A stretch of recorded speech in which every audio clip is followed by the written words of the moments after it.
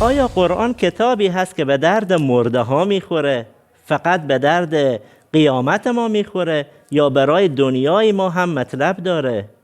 یک آیه قرآن بخوانم. بسم الله الرحمن الرحیم. ویل للمطففین، وای به اون کسانی که گران فروشی میکنند، نسبت به ترازوی خود دقت کافی را ندارند. این کار مربوط به آخرت یا مربوط به دنیا؟ مربوط به بازار امروز زندگی ما انسان هاست.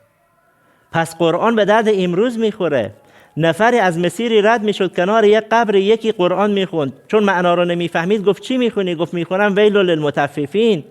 گفت وای بر گران فروشا. گفت مگر این مرده داخل قبر معامله میکنه که تو این آیه رو میخونی؟